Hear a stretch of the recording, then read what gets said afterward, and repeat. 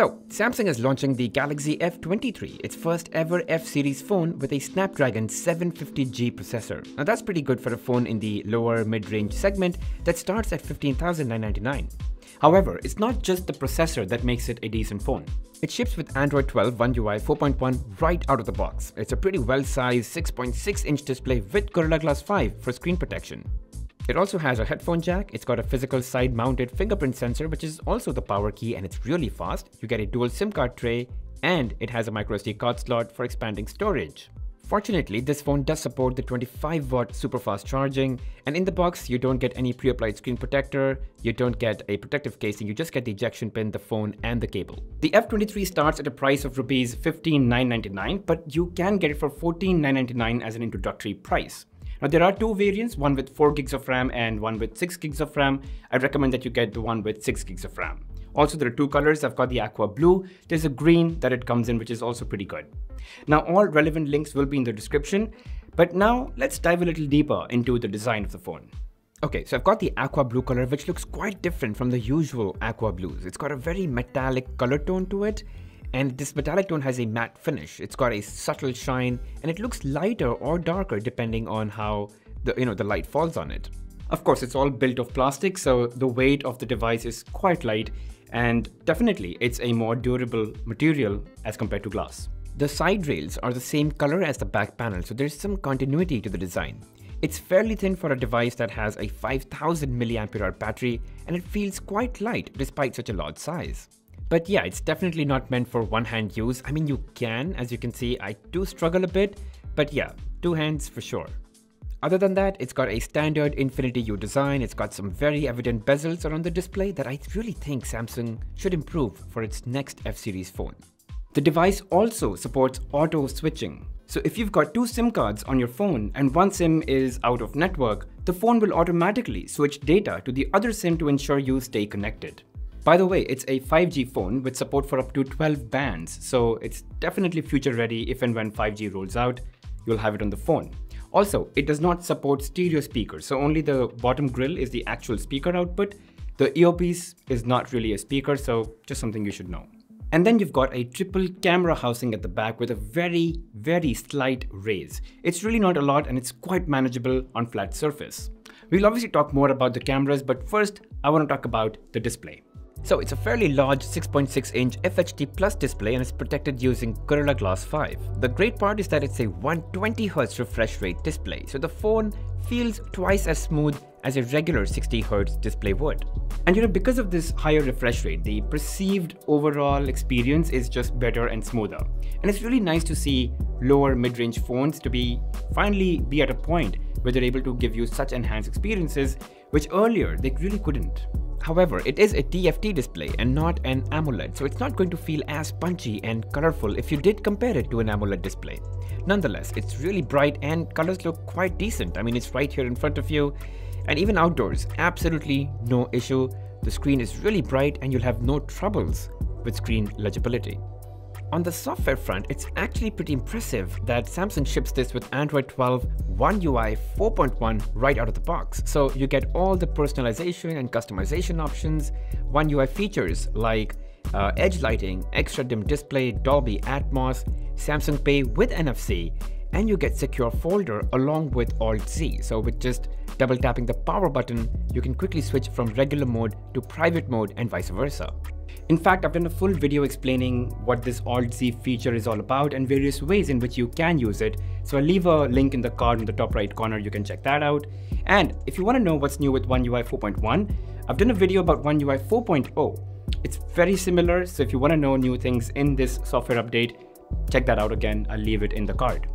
And do note that even though F23 is running One UI 4.1, there's no Bixby routines. And oddly, I could not find always on display either. This also does not support Good Lock modules. So if you go to the Galaxy store, you won't even find Good Lock because the F23 is not compatible. Just a few things I thought I'd highlight. Overall, the phone does not feel slow at all. Navigating around the phone is quick and at par with most phones in this segment. And just for your information, Samsung does guarantee 2 years of OS upgrade and 4 years of security patches for the Galaxy F23. So you definitely would get all the way up to Android 14 on this phone. Coming to the performance part, and as I said at the beginning, it is the first F series phone to have a Snapdragon processor. It's the Snapdragon 750G, which actually is a really good performing chip, and the G stands for gaming, so it's optimized for delivering a good gaming experience. Now, I played quite a few games: Asphalt 9, Call of Duty, Chameleon Run, Rocket League, and it does take a while to load the more intense games like Asphalt 9 or Call of Duty. But once everything is loaded, the gaming performance is actually quite good. The touch response is decent. I did not feel any significant lag or frame drop either. Now, if you see, for Call of Duty, I actually moved the frame rate to max and the graphic quality to high. And trust me, no issues. There were no frame delays or frame drops or any kind of stuttering. It was actually a pretty smooth gameplay. And that 120Hz refresh rate screen looks great when you play games that support 120Hz, like this one, Chameleon Run.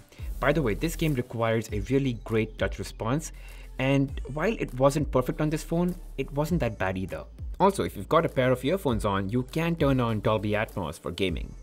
In addition to all of this, Samsung has also employed something called as power cool technology to manage heat. Basically, it means that the phone will be able to give you a more consistent performance over a longer period of time or longer period of gameplay. And during my gaming sessions, which was for about an hour or maybe a little bit more than that, the phone did not get uncomfortably hot, or there was really no real heat.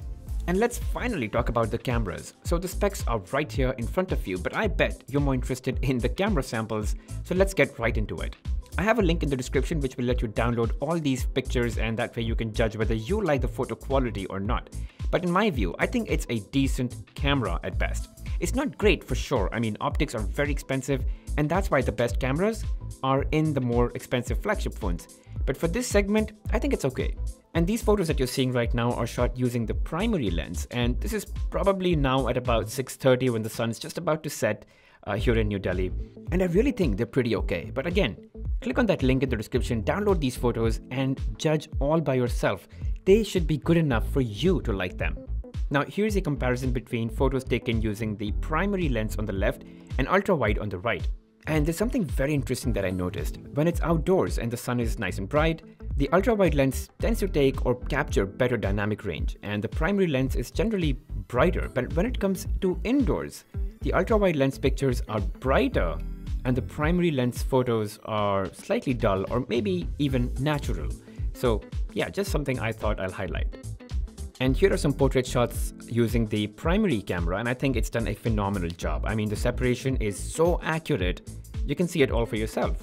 And using the front-facing camera, here you go. I mean, again, the portrait shot has come out really well. That separation is so good and so accurate. Especially at this price point, it's amazing. Quickly getting into the camera software, so obviously you can switch to the ultra-wide lens and the primary lens. There's no telephoto, as you know. You can change zoom levels. Here are the modes. There's fun mode, there's single take mode, and in terms of video, it can only shoot 30 frames per second in 4K quality, so that's fine. And here are all the other modes, including the macro mode that you can use when you wish to use the macro lens of the camera.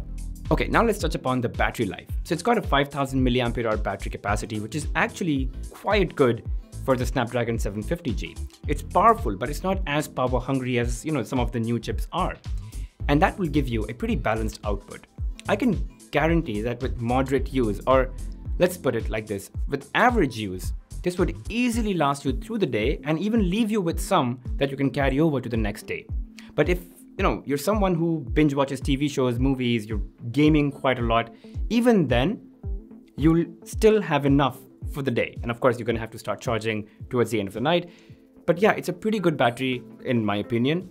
But depending on use, you can kill it in a few hours or you can take it all the way to the next day. Totally depends on you. Alright, that's it guys on the Galaxy F23. If you guys have any questions that I left unanswered, make sure you drop them in the comments and I'll try my best to answer those for you. And if you guys enjoyed watching this video, make sure you hit that like button, subscribe to the channel and hit that bell notification icon and mark all. I'll see you guys in the next one.